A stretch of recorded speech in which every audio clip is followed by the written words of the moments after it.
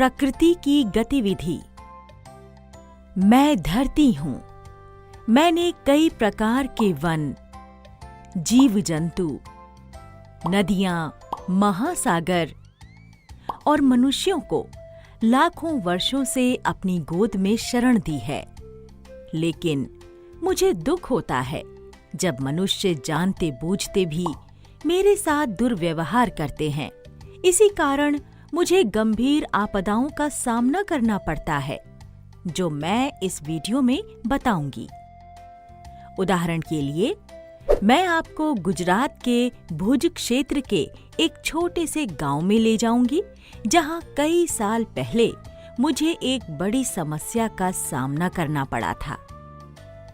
आइए रूपल और राजल से मिलते हैं, जो इसी गांव में रहते हैं। इस वीडियो का उद्देश्य है विभिन्न आपदाओं की रोकथाम और बचाव को समझना। राजल, क्या तुमने अपना गृह कार्य खत्म कर लिया है? नहीं, मैं इस पर अभी काम कर रही हूँ, लेकिन मैं ये सोच रही हूँ कि हमें इस गृह कार्य को खत्म करने के लिए हीरालाल चाचा जी की मदद लेनी चाहिए, क्योंकि वे बहुत ही ज्ञानी हैं। आओ हम चलें।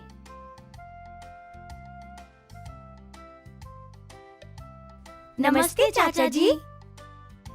नमस्ते। कैसे आना हुआ बच्चों? दरअसल हमें एक निबंध लिखना है। इसका विषय हमारे संसाधनों जैसे भूमि, ईंधन और जंगलों आदि की रक्षा करना और इनके संरक्षण न करने से उनके परिणाम के बारे में लिखना है। यह बहुत ही दिलचस्प विषय है और भूमि और वनों की रक्षा करना इस समय की आवश्यकता है। आओ, यहाँ बैठो। क्या आप में से किसी ने भूमि, ईंधन और जंगलों की कमी के कारण समस्या का सामना किया? यदि हाँ, तो क्या आप उन समस्याओं को सूचीबद्ध कर सकते हैं? बच्चों, क्या आप जानते हैं कि भूमि, पानी, पौधों जैसे कई प्राकृतिक संसाधन हैं जो पर्यावरण में संतुलन बनाए रखने में मदद करते हैं। किसी प्रकार का दुर्व्यवहार भूकंप जैसी कई आपातकालीन स्थितियों की ओर ले जाता है। चाचा जी, भूकंप क्या होता है? इसके बारे में मैंने पहले कभी नहीं सुना। जैसा कि नाम से संकेत मिलता है, भूकंप पृथ्वी की सतह के अचानक हिलने के कारण उत्पन्न होता है। इससे भूमि में कंपन होता है। अरे, ये तो डरावना लग रहा है। क्या इससे नुकसान होता है? हाँ, बिल्कुल। भूकंप से बहुत नुकसान होता है। तीव्रता के आधार पर भूकंप कम और अधिक परिमाण का हो सकता है। अधिक परिमाण के भूकंप गांवों और शहरों को नष्ट करते हैं और बहुत विनाश का कारण बनते हैं। चाचा जी, क्या आपने अपने जीवन में कभी भूकंप अनुभव किया है? हाँ, इस भुज क्षेत्र के हमारे अपने गांव ने लगभग 18 साल पहले बड़े पैमाने पर भूकंप का अनुभव किया था। इससे भयानक तबाही हुई थी।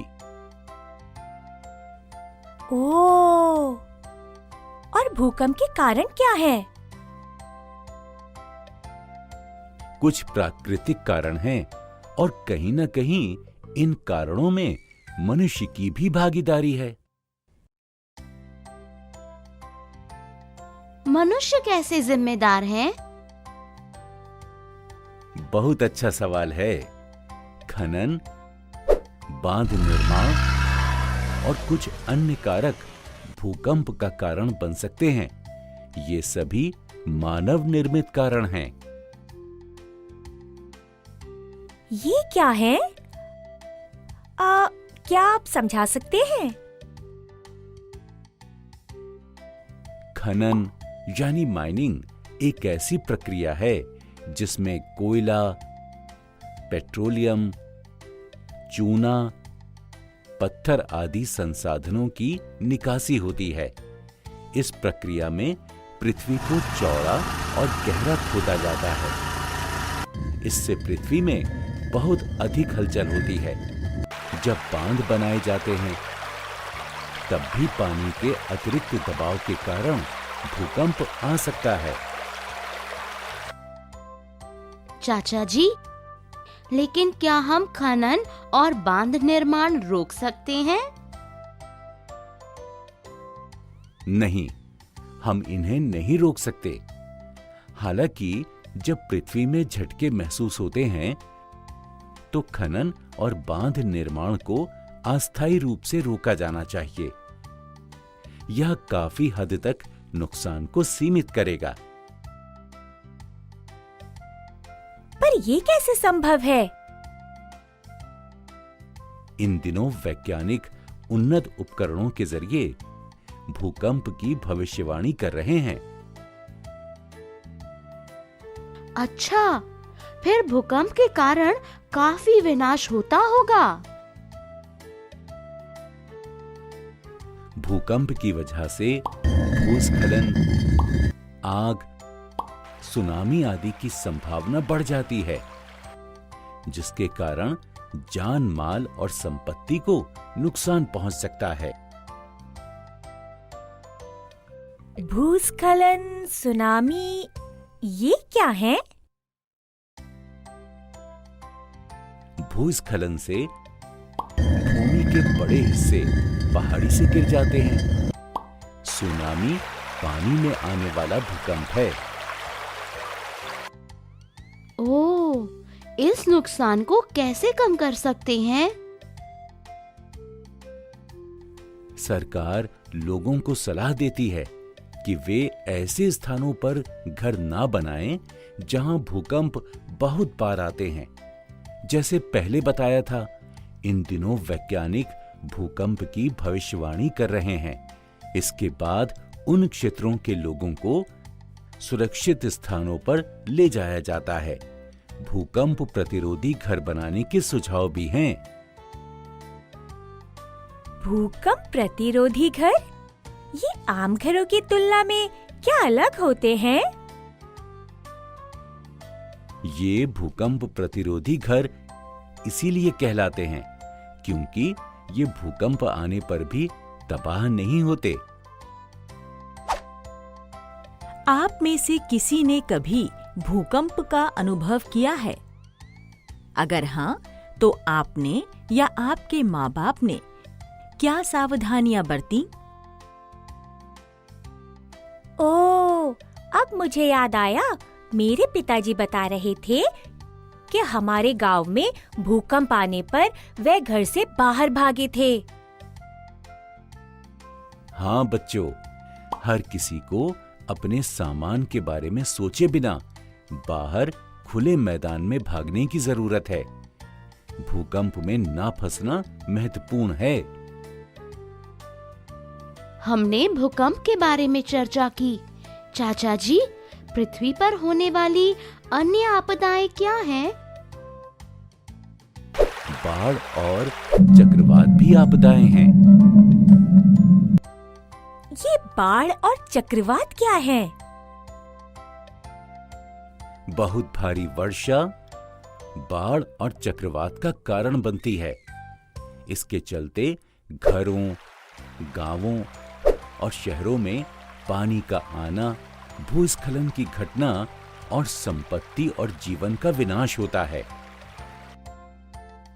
बाढ़ क्यों आती है? जब पेड़ गिर जाते हैं और भूमि बंजर हो जाती है, भारी वर्षा से बाढ़ आ जाती है। पेड़ की जड़ें बारिश के पानी को रोक लेती हैं। यदि पेड़ नहीं है तो इस पानी को रोकने के लिए कुछ भी नहीं होगा। तो बाढ़ को रोकने के लिए हम क्या कर सकते हैं? बाढ़ को रोकने के लिए अधिक से अधिक पेड़ों को लगाना चाहिए, जल निकास बंद करना चाहिए। जो लोग झीलों, नदियों, समुद्रों जैसे जल निकायों के पास रहते हैं, उन्हें वहां अधिक पेड़ लगाने के लिए प्रोत्साहित किया जाना चाहिए। क्या बाढ़ की चेतावनी भी दी जा सकती है? हाँ बच्चों, जब यह चेतावनी जारी की जाती है तो बाढ़ प्रवृत्त इलाकों, जहां बाढ़ की संभावना ज्यादा है, उनमें रहने वाले लोगों को उन स्थानों से अधिक सुरक्षित स्थानों पर जाने के लिए कहा जाता है। यह बहुत नुकसान से बचाता है। तो क्या इसका मतलब सभी प्रकार के नुकसानों को रोकने के लिए धरती माता की देखभाल करने की आवश्यकता है? हाँ, तुम सही कह रही हो। प्रकृति बहुत नाजुक है, इसके सामंजस्य में बाधा नहीं डालनी चाहिए। चाचा जी, इन तमाम सावधानियों के बावजूद अगर भूकंप या बाढ़ आती है तो क्या होगा? कभी-कभी आपदाएं मानव नियंत्रण से परे होती हैं। जब या तो भूकंप आते हैं या बाढ़ आती है, तो थोड़ी सावधानी बरतने की जरूरत है। 1. लोगों को भूकंप या बाढ़ प्रभावित क्षेत्रों से बाहर निकालें। 2. सुरक्षित पेयजल और स्वच्छ भोजन प्रदान करें ताकि बीमारियों का प्रसार ना हो। 3. मलबे के नीचे दबे कीड़ों और सांपों से सावधान रहना चाहिए। 4.